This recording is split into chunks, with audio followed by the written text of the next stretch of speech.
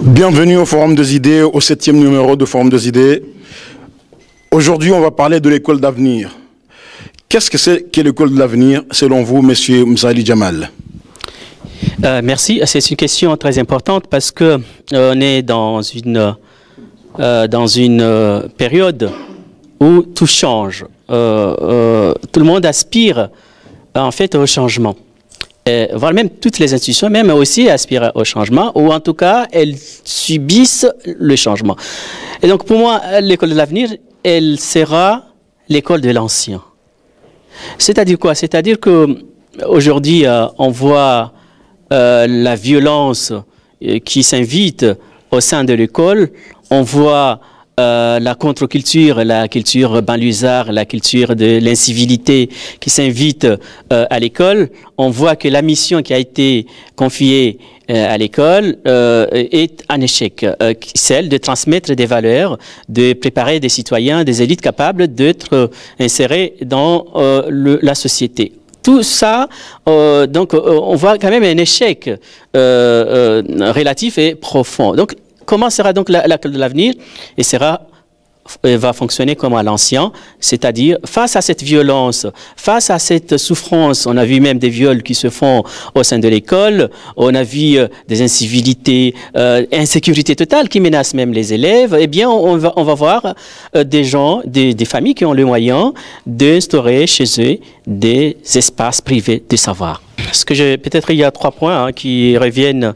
Il y a la question, peut-être pour former une école juste, il faut essayer que l'école elle-même donne utilité aux formations qu'elle donne. C'est l'idée de Irshad, c'est-à-dire que ne pas dispenser des formations qui, à la fin, n'aboutent pas à un emploi. Donc c'est l'idée même de François Dubé qui a souligné qu'on ne peut pas situer l'école juste, la mesure de la justice scolaire uniquement sur la méritocratie.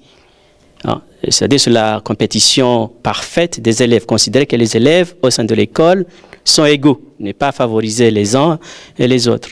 Donc, mais cette idée de méritocratie, finalement, ne résout pas le problème parce que justement les élèves ne sont pas égaux.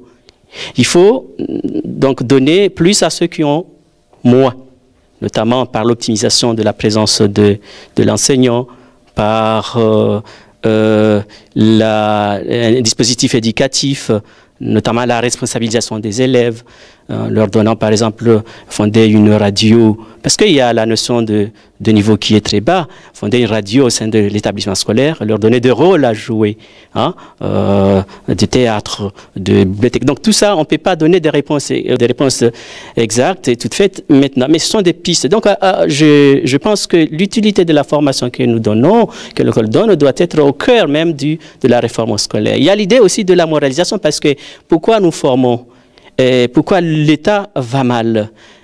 Alors qu'il y a des élites, ça a été souligné là, il y a l'élévation du niveau, l'élévation de diplôme, mais à chaque fois qu'on confie à un responsable une fonction publique, eh bien, tout bascule. Pourquoi? Donc, je pense que c'est la notion de la morale. Il faut, à mon avis, que l'école elle-même revienne sur les valeurs anciennes qu'elle était chargée de transmettre. L'idée de la morale, de la discipline, de l'autorité. Donc, valoriser l'école, valoriser les élèves, valoriser les enseignants pour qu'il y ait l'estime de soi-même. Donc, comment on valorise l'école? Donc, il faut donner des moyens, bien évidemment. Il faut élever la rémunération. Et donc voilà, c'est que je voulais dire à la fois, donc je pense que l'école juste, c'est celle qui réfléchit sur l'utilité des formations qu'elle offre, la valorisation des enseignants, en même temps sur la notion de la morale, sur l'élite, la formation des élites. Il faut former ceux qui forment, sinon comment est-ce qu'ils peuvent transmettre, sinon n'ont rien à transmettre.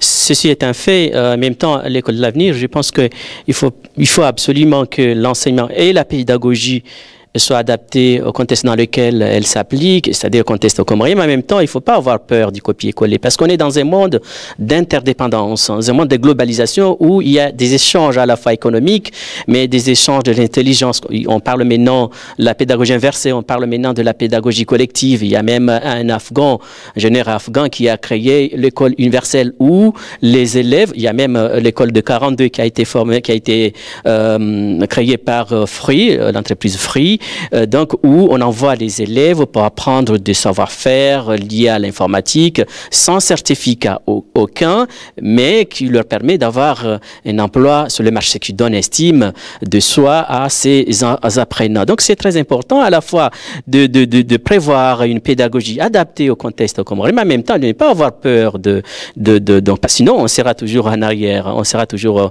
au bas de l'échelle. Donc il faut, à mon avis, inaugurer une autre pédagogie inversée, donner des moyens à la famille qui n'ont pas assez de moyens psychologiques, intellectuels de transmettre, parce que en général au Comores, ce qui réussit, ce sont les enfants issus des familles qui ont le moyen de contrôler les enfants, de surveiller à faire leurs devoirs, de leur raconter des histoires avant de dormir. Donc je ne peux pas dire tous des dispositifs pédagogiques, c'est-à-dire une école dans la famille qui s'installe dans ces familles-là. Donc il faut aider ceux qui n'ont pas cette chance, cette offre scolaire au sein de la famille. Mais en même temps, il faut inaugurer aussi, il faut adapter l'école comorienne au contexte numérique. Maintenant, au Japon, ce qui a été développé récemment, les élèves n'ont pas des tableaux noirs physiques. Ils travaillent avec des tableaux interactifs, avec des tablettes, avec l'informatique. Nous sommes dans un monde numérique, dans un monde technologique, donc il faut que